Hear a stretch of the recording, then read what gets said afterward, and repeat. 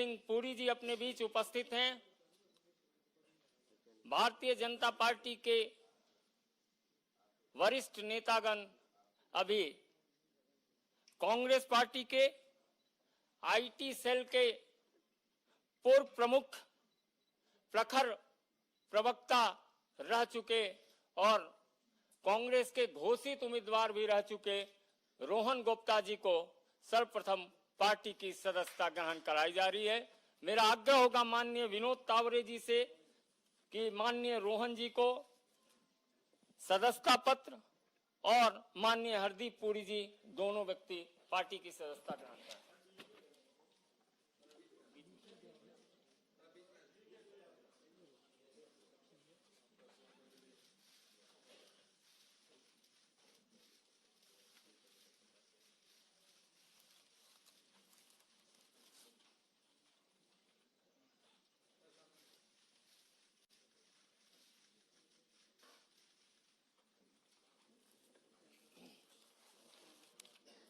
Doctor जहांजीब Sirwal जी हैं जम्मू कश्मीर से, उनकी भी सदस्यता विधिवत माननीय विनोद तावरे जी और माननीय हरदीप पुरी जी।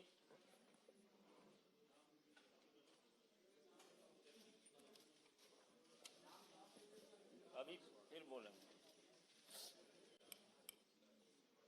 श्रीमती परमपाल कौर जी।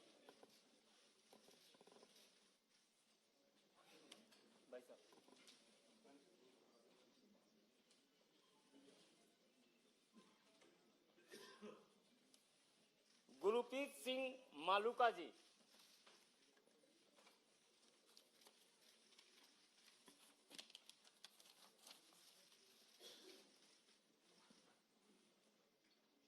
दे दिया ये।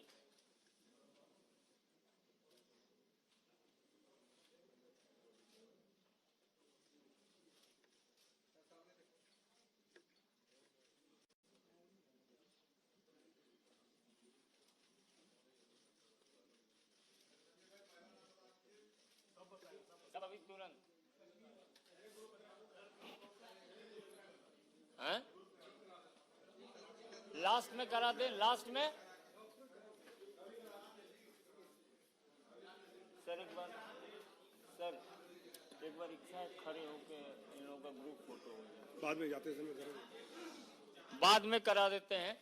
मेरा विनम्र निवेदन है भारतीय जनता पार्टी के राष्ट्रीय महामंत्री श्री विनोद तावरे जी से कि अपने साथियों का अभिवादन भी करें और संबोधित करें। माननीय विनोद तावरे जी। नमस्कार।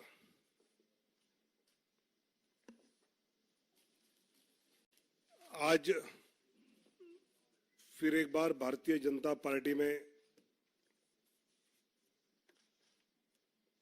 आदरणीय प्रधानमंत्री मोदी जी के विकसित भारत की यात्रा में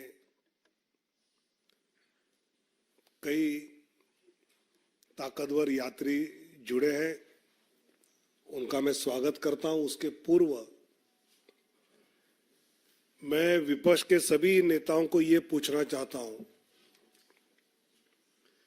कि अभी विपक्ष का जो कैंपेन का स्तर है वो इस प्रकार गिरता जा रहा है कि बस्तर लोकसभा में प्रचार करते हुए मुद्दों पर प्रधानमंत्री मोदी जी या एनडीए पर प्रहार न करते हुए अब मोदी जी मरेगा इस भाषा तक विपक्ष उतर आया है। देश चाहता है कि आतंकवादी मरे, देश चाहता है कि इस देश पर हमला करने वाले मरे, लेकिन विपक्ष कांग्रेस इस हद तक आया है। और कांग्रेस अगर इसमें आया है तो आरजेडी की मीसा जी, लालू जी की बिटिया, वो तो ये कह लेंगे हम मोदी जी को जेल में डालेंगे। अरे देश की जनता सुनना चाहती है कि आप भ्रष्टाचारियों को जेल में डालेंगे या नहीं। अब इस स्तर पर ये अगर कैंपेन विपक्ष का जा रहा है कि कोई मरने की बात कर रहा है, कोई जेल में जाने की बात कर रहा है।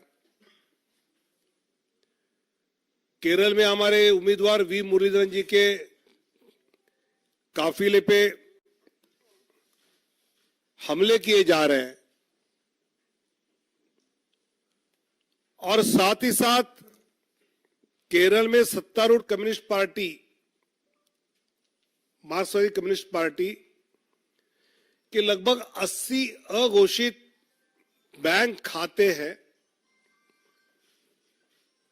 जिसकी अभी संपत्ति का ब्यौरा उन्होंने छुपाया, जिसकी जांच चुनाव आयोग ने करनी चाहिए। मुझे लगता है कि विपक्ष किसी भी तरह से एनडीए को 400 पार रोकने के लिए हर प्रकार का प्रयास कर रहा है, लेकिन उनके हर प्रयास में कोई ना कोई सीटें एनडीए की बढ़ती नजर आ रही है और ज्यादा होते हुए नजर आ रही है। और इसलिए मेरा राहुल गांधी और घमंडिया अलायंस को यह सवाल है, क्या आतंकवादियों को आप मारना चाहेंगे या नहीं? क्या आप भ्रष्टाचारियों को जेल में भेजना चाहेंगे या नहीं? और क्या अपने बैंकों के अकाउंट्स की जानकारी आप देना चाहेंगे या नहीं? इसका जवाब घमंडिया के नेताओं ने देना बहुत जरूरी है। आज जैसे भी संजय मयूर जी ने कहा कि रोहन गुप्ता जी जो कांग्रेस के आईटी और सोशल मीडिया के चेयरमैन रहे हैं, काफी वर्षों से सब सोशल मीडिया आईटी कांग्रेस का संभाल रहे थे, नेशनल स्पोक्सपर्सन थे, नेशनल मीडिया कोऑर्डिनेटर थे। ऐसे कांग्रेस की अलग अलग जिम्मेवारियां राष्ट्रीय स्तर पर संभालने के बाद फिर कर्नाटक चुनाव के समय वो मीडिया इंचार्ज, तेलंगाना में वॉर रूम इंचार्ज, ऐसी कई सफल जिम्मेवारियां संभालने के बाद आज रोहन जी भारतीय जनता पार्टी में जुड़े हैं। मैं उनका स्वागत करता हूं और उनकी पूरी क्षमताओं का उपयोग भारतीय जनता पार्टी और आने वाली सरकार में बहुत अच्छी तरह हम कर पाएंगे, ये मुझे विश्वास है। Doctor Jahanzeb Sirwal veterinary doctor है, यूथ कांग्रेस के नेशनल स्पोक्सपर्सन रहे हैं, लोकसभा कोऑर्डिनेटर रहे हैं उधमपुर लोकसभा के। पॉलिटिकल एनालिस्ट के नाते इनका कई बार हमने एनालिसिस देखा है, सुना है। विशेषकर जो narratives, public opinions Congress party करती रही प्रयास, उसमें उनका योगदान भी रहा। ऐसे डॉक्टर जहांजेब सिरवाल जी जो कश्मीर के रहने वाले हैं, आज भारतीय जनता पार्टी में उनका प्रवेश हो रहा है, तो उनका भी मैं स्वागत करता हूं। और महत्वपूर्ण ज्वाइनिंग जो आज की और है, उसमें परमपाल कौर जी जो आईएएस अफसर रही है, पंजाब में प्रशासनिक सेवा में अच्छा योगदान दिया है, भूतपूर्व अकाली दल के मंत्री रहे सिकंदर सिंह मलूका जी की बहू है, उनके साथ बठिंडा के जिला परिषद के चेयरमैन, उनके पति, उन्होंने भी अभी पार्टी ज्वाइन की है और मुझे लगता है कि परमपाल कौर जी का आना, उनके पति का बीजेपी में आना, ये एक अलग ताकत पंजाब भाजपा को, पंजाब में जो विकसित भारत, विकसित पंजाब का चित्र हमको निर्माण करना है, उसमें उनका बड़ा योगदान होगा। उन दोनों का भी मैं स्वागत करता हूं और सिविल सर्विस छोड़कर फील्ड में आने का जो निर्णय परमपाल कौर दीदी ने किया है, उसके लिए मैं उनका अभिनंदन भी करता हूं और दोनों का मन से स्वागत करता हूं। मेरा निवेदन है, कांग्रेस के वरिष्ठ राजनेता रह चुके प्रखर वक्ता रोहन गुप्ता जी से आपको संबोधित करें।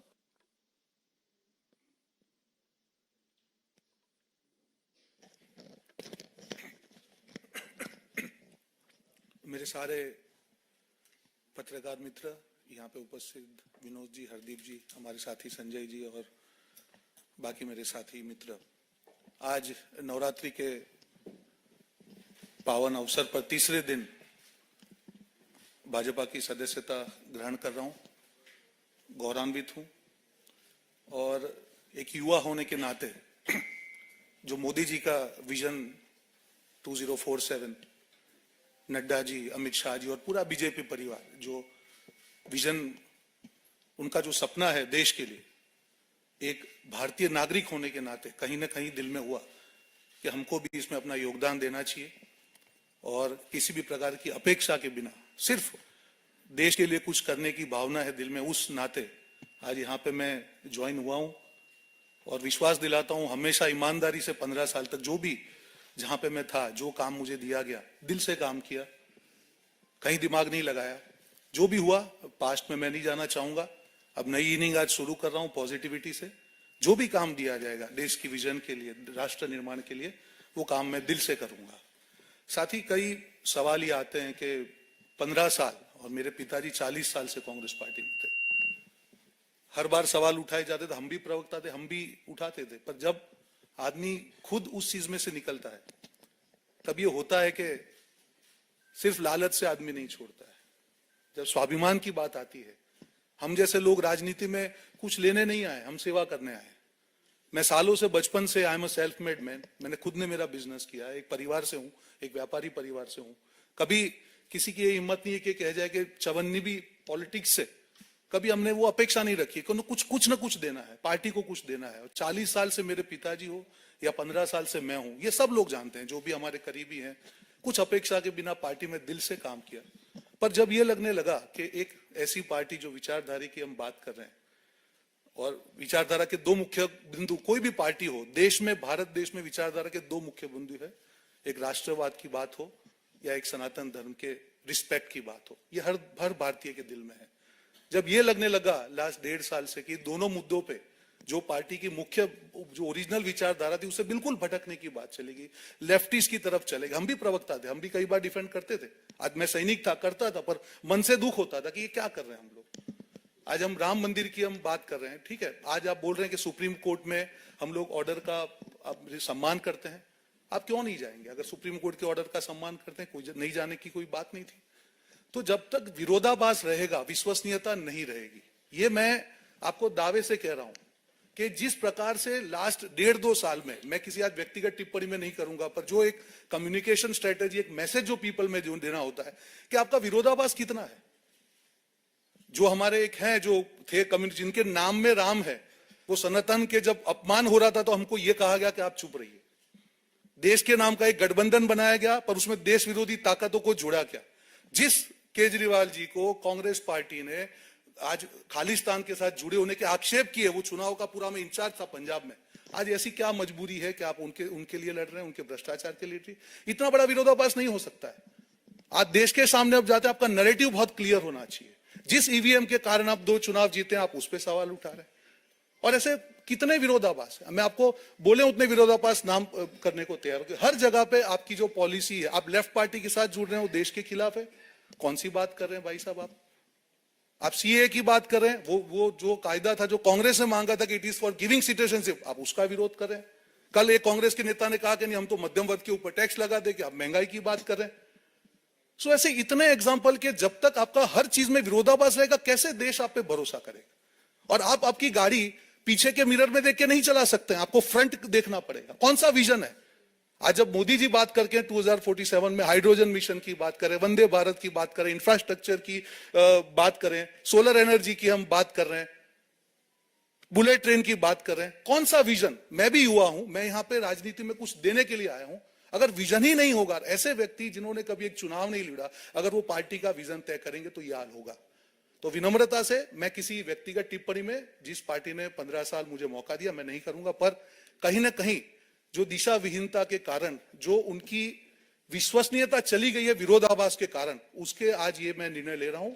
बात खत्म, नेगेटिव बात नहीं करेंगे। आने वाले दिनों में जो भी पार्टी जिम्मेदारी देगी, दिल से निभाएंगे, दिमाग से निभाएंगे, और राष्ट्र निर्माण में जो भी योगदान होगा एक भारत देश के नागरिक के नाते, ये योगदान युवा होने के नाते दिल से इस योगदान को पूरा करेंगे। जय हिंद, जय भारत। मेरा निवेदन है श्रीमती परमपाल कौर जी से, जो भारतीय प्रशासनिक सेवा की पूर्व अधिकारी रह चुकी हैं, संबोधित करें। मैं धन्यवाद करती हूं प्रधानमंत्री श्री नरेंद्र मोदी जी का, माननीय गृह मंत्री श्री अमित शाह जी का, party president BJP Shri JP Nadda ji का, Shri BL Santosh ji organisational general secretary BJP का, Shri Hardeep Singh Puri ji honourable union minister ji का, Shri Vinod Tawde ji general secretary BJP, Shri Vijay Rupani ji incharge Punjab BJP, Shri Sunil Jakhar ji president BJP Punjab, और श्री श्रीनिवासलू जी संगठन मंत्री जी पंजाब और चंडीगढ़। इन सब की प्रेरणा से ही मैं आज बीजेपी ज्वाइन कर रही हूं। मैं और मेरे पति दोनों इकट्ठे ही आज बीजेपी में आ रहे हैं। मेरा कोई पॉलिटिकल करियर इससे पहले नहीं रहा, मैं प्रशासनिक सेवा से हूं, लेकिन क्योंकि मैं अब शुरुआत करने जा रही थी अपने पॉलिटिकल करियर की, तो मैंने सारी पार्टियों को देख लिया। मतलब सारी पार्टियों को देख के, क्योंकि मैं फर्स्ट टाइम पॉलिटिक्स में आ रही हूँ, तो मेरा मानना यही था कि हमें बेस्ट पार्टी ही चुननी चाहिए। तो पिछले 10 सालों से जो भारत ने विकास किया है, बीजेपी के अंडर जो विकास हुआ है, जो अंतर्राष्ट्रीय स्तर पर हमारे देश का सम्मान बढ़ा है, जो इंफ्रास्ट्रक्चरल डेवलपमेंट हुई है, जो डिजिटाइजेशन हुई है, और जो भी महिलाओं के लिए, समाज सुधार के लिए, और जो आने वाला प्रोग्राम है बीजेपी का अगले सालों में, अगले 2047 तक, जो भारत को एक विकसित देश के रूप में देखने का जो संकल्प है बीजेपी का, उन सब से प्रभावित होकर मैं ये पार्टी ज्वाइन कर रही हूं, ताकि उसमें मैं भी अपना कुछ ना कुछ योगदान डाल सकूं। मुझे किसी और पार्टी का कोई खास भविष्य भी नहीं नजर आता, और उनका कोई विजन भी नहीं नजर आता कि वो, उनका विजन कुछ चुनाव जीतना हो सकता है, जिसमें भी वो लगता है कि किसी भी प्रकार से सफल नहीं हो पाएंगे, क्योंकि उसके आसपास भी वो नहीं है। लेकिन ये जो नीतियां हैं बीजेपी की, वो बहुत ही प्रभावशाली है। मतलब हम अगर देखें कि भारत का, छोटी सी बात है कि भारत का पासपोर्ट जो है दिन ब दिन स्ट्रांग होता जा रहा है। मुझे लगता है एक दिन ऐसा आएगा कि कोई भी देश नहीं रहेगा जो इंडिया को वीजा फ्री, इंडियन पासपोर्ट को वीजा फ्री ना करे। तो इन सब को देख के मुझे लगता है कि भी इससे ज्यादा हो भी क्या सकता है। कोई भी ऐसा फील्ड नहीं है जिसमें बीजेपी ने काम नहीं किया। महिलाओं के लिए, बच्चों के लिए, स्वास्थ्य के लिए, शिक्षा के लिए, हर तरह, हर फील्ड में काम किया है, हर वर्ग के लिए काम किया है। और इन सब से प्रभावित होकर अपने देश का भविष्य सुंदर और अच्छा बीजेपी के हाथों में देखकर मैं ये पार्टी ज्वाइन कर रही हूँ। बहुत बहुत धन्यवाद आप सबका यहाँ आने के लिए, और बीजेपी के मंत्रीगण और इंचार्ज श्री विजय रूपानी जी का, जिन्होंने आज मुझे पार्टी में शामिल कराया है। धन्यवाद। जम्मू कश्मीर के वरिष्ठ राजनेता और युवा कांग्रेस के राष्ट्रीय प्रवक्ता रह चुके डॉक्टर जहांगीर सिरवा जी से आग्रह होगा, आप संबोधित करें। सर्वप्रथम मैं माननीय प्रधानमंत्री नरेंद्र मोदी जी का, माननीय गृह मंत्री जी अमित शाह जी का, पार्टी के शीर्ष नेतृत्व का, आदरणीय जेपी नड्डा जी का, हरदीप पुरी जी का, विनोद जी का, हमारे जम्मू कश्मीर के प्रदेश अध्यक्ष रविंदर रैना जी का, देवेंद्र सिंह राणा जी का और सुनील शर्मा जी का बहुत बहुत शुक्रगुजार हूं। मैं पहले तो अपनी तरफ से और कश्मीर की तरफ से आप सबको ईद की बहुत बहुत मुबारकबाद पेश करता हूं। कश्मीर को हमेशा देश का मुकुट कहा जाता था, पर इस मुकुट को 70 साल सर की बजाय हवा में लटकाने का काम किया गया और 5 अगस्त 2019 को यशस्वी प्रधानमंत्री नरेंद्र मोदी जी की सरकार ने इस मुकुट को असल तरीके से सर पर बिठाने का काम किया। मैं उस जनरेशन में से आता हूं जिन्होंने 90 का वो काला दशक देखा। हमारे यहां जून में स्कूल बंद हुआ करते थे। छुट्टियां इसलिए मनाई जाती थी क्योंकि हड़तालों का सीजन आने वाला होता था। कहा जाता था कि पत्थरबाजी का सीजन आने वाला है, अब कहीं बाहर चलते हैं। इन सभी चीजों पर रोक लगाना, कश्मीर की एक नई तस्वीर देश और विदेश में दिखाने का, बनाने का जो काम प्रधानमंत्री नरेंद्र मोदी जी की सरकार ने किया, वो सबसे बड़ी प्रेरणा है मुझ जैसे युवा के लिए और कई सारे उन युवाओं के लिए जो कश्मीर में अभी तक हकीकतन जमहूरियत के साथ, लोकतंत्र के साथ, डेमोक्रेसी के साथ जुड़ना चाहते हैं। मैं आप लोगों को एक इंपॉर्टेंट बात बता दूं कि जम्मू कश्मीर में इससे पहले जो राजनीतिक दल इलेक्शन लड़ा करते थे, वो राजनीतिक दल कम, पॉलिटिकल ब्रोकर्स ज्यादा हुआ करते थे। उस पॉलिटिकल ब्रोकरेज पर पूरे का पूरा अंकुश लगाने का काम भारतीय जनता पार्टी की सरकार ने किया। हमारे वहां भी अलायंस हुआ। अब्दुल्ला परिवार के छोटे मियां साहब कश्मीर में एक बार बोले कि अगर मुझे यह मालूम होता कि इस अलायंस में आके मुझे सीट शेयरिंग करनी है तो शायद मैं सीट शेयरिंग करता ही नहीं। आप सब वरिष्ठ पत्रकार हैं, कोई जाके उनसे ये पूछे कि राजनीतिक दल में सीट शेयरिंग नहीं करनी थी तो क्या वाईफाई का पासवर्ड शेयर करना था? इस तरह के ढकोसले, इस तरह की बातें, ये सारा नैरेटिव अब बंद हो चुका है। विपक्ष को ईवीएम की बजाय अपने दफ्तर में बैठी हुई पीवीएम, पार्टी वैनिशिंग मशीन पे काम करना चाहिए और भारतीय जनता पार्टी को ईवीएम के मामले में बांधने की बजाय भारतीय जनता पार्टी से ईडब्ल्यूएम यानी इलेक्टोरल वर्किंग मशीनरी की तरह काम करना सीखना चाहिए। मैं इन्हीं शब्दों के साथ एक बार फिर यह बता दूं कि मेरी नजर में भारतीय जनता पार्टी केवल एक राजनीतिक दल नहीं, केवल एक विचारधारा नहीं, बल्कि जनसेवा, जन कल्याण, राष्ट्र सेवा और राष्ट्र निर्माण का एक आंदोलन है, जिस आंदोलन का एक मजबूत सिपाही बनकर मैं अपने जीवन के आखिरी क्षण तक काम करता रहूंगा। जय हिंद, जय जम्मू कश्मीर। मेरा विनम्र निवेदन भटिंडा के जिला परिषद अध्यक्ष महोदय से होगा, आपको संबोधित करना।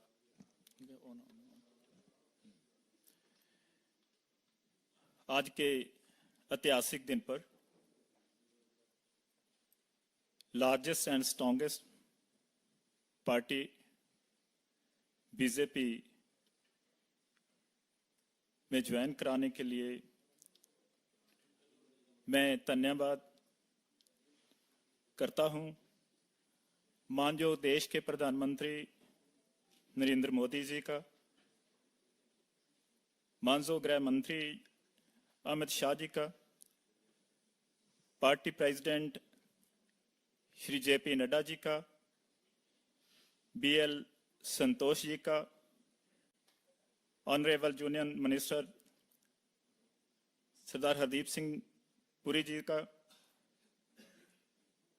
भारतीय जनता पार्टी के जनरल सेक्रेटरी विनोद तावड़े जी का, पंजाब के इंचार्ज विजय रूपानी जी का, पंजाब स्टेट के बीजेपी के प्रेसिडेंट सुनील जाखड़ जी का, संगठन मंत्री पंजाब एंड चंडीगढ़ श्री निवासलू जी का,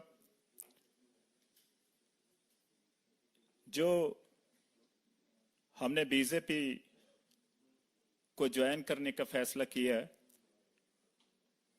एक तो जो साडे मानयोग प्राइम मिनिस्टर मोदी जी ने देश को मजबूत बनाने के लिए बहुत अच्छी पॉलिसीज बनाई, जन कल्याण की पॉलिसीज बनाई और इंटरनेशनल लेवल पे देश का नाम मान सम्मान बढ़ाया। बहुत मैं इनकी प्रशंसा करता हूं कि देश के लिए और देश की मजबूती के लिए और देश को आगे ले जाने के लिए और एक विकसित डिजिटल इंडिया इस देश को बनाने के लिए वो दिन रात काम कर रही है।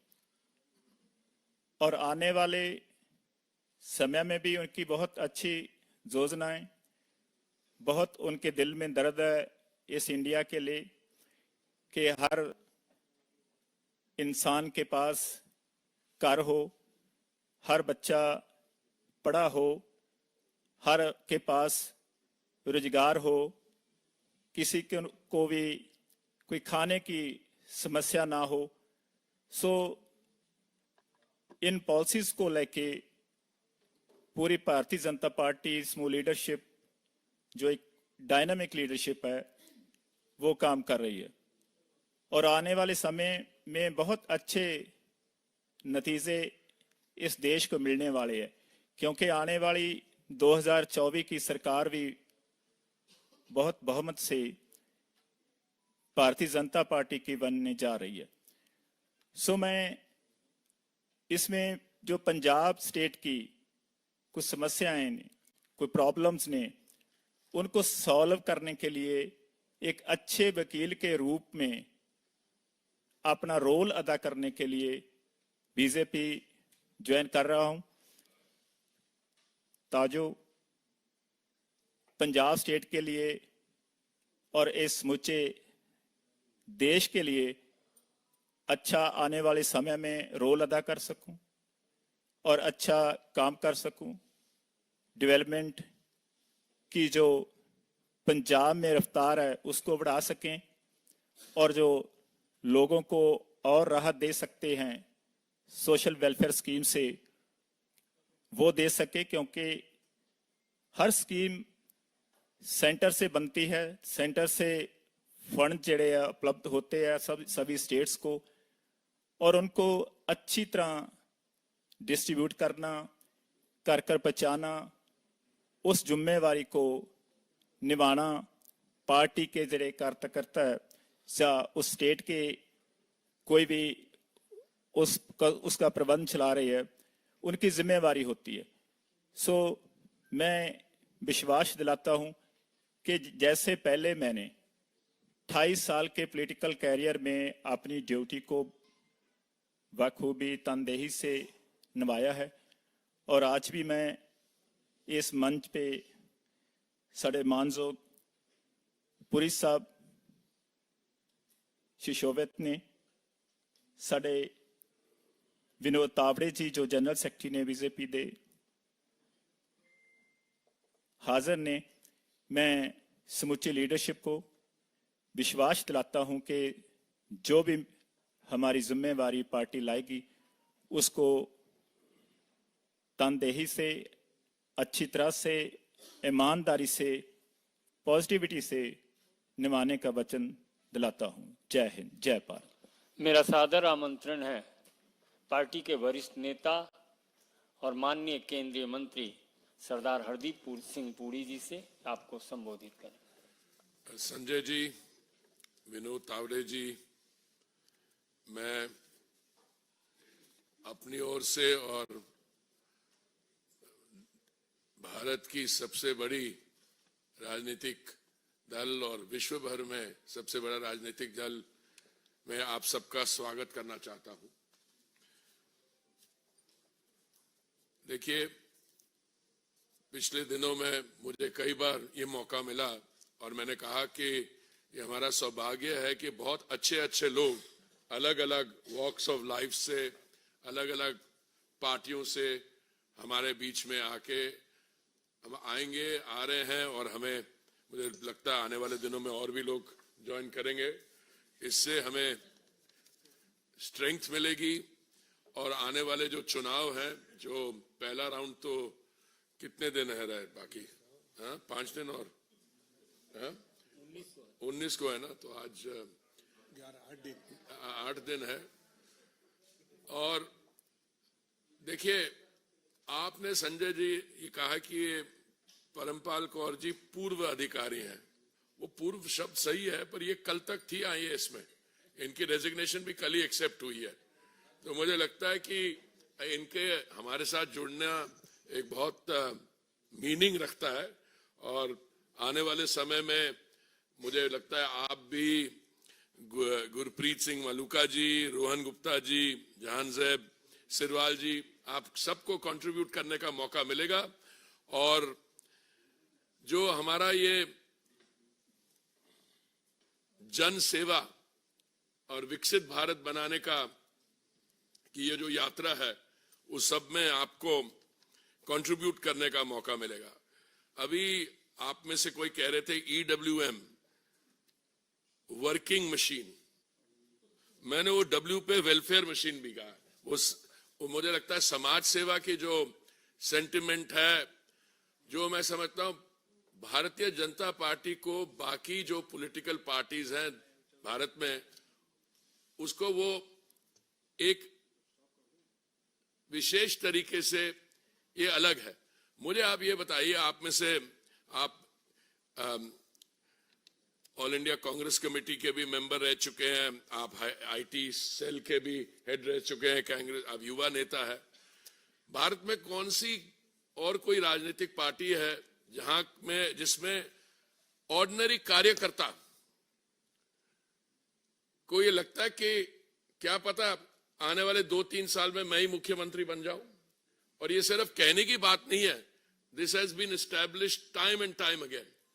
और दूसरा, मैं समझता हूं, मैं किसी की निंदा नहीं करना चाहता, मैं कोई पर्सनल नेगेटिव टिप्पणी नहीं करना चाहता हूं, पर आप भारतीय जनता पार्टी को रखिए वैल्यू बेस्ड पार्टी एक तरफ, और बाकी जो पार्टियां हैं जिसमें परिवारवाद, जिसमें आपकी जो पॉलिटिकल ट्रैजेक्टरी है और आपका जब पॉलिटिकल एक्सपीरियंस और कितना एक्सपीरियंस काउंट करता है और कितना रिश्तेदारी पे डेवलप करता है। तो मुझे आपका स्वागत करना चाहूंगा। और मैं आपको, मेरा तो संबंध पार्टी से काफी लंबा है। जब मैंने फॉरेन सर्विस ज्वाइन करने से पहले भी जब मैं विश्वविद्यालय में पढ़ता था, मैं विद्यार्थी परिषद के साथ जुड़ा हुआ था। और मैं पूरे कॉन्फिडेंस से कहता हूं कि आज जो आपने निर्णय लिया है और पार्टी आपका स्वागत कर रही है, आने वाले समय में you will not only not regret it, but this will become a very meaningful and purposeful phase in your next phase. आप तो as a civil servant transition कर रही हैं into political life. ये transitioning आसान नहीं होती, मैंने देखी है, पर मुझे पूरी उम्मीद है कि आपने अभी आपकी जो पोस्ट है managing director Punjab state industrial development corporation, और आपने भटिंडा में और कई रिस्पॉन्सिबिलिटी संभाली है, जिसके कारण आपके लोगों में पकड़ है, लोगों की समस्याओं की समझ है, और मुझे पूरी उम्मीद है आप उन प्रॉब्लम्स को सॉल्व करने में आपका बहुत इंपॉर्टेंट रोल रहेगा, और गुरप्रीत जी आपका भी।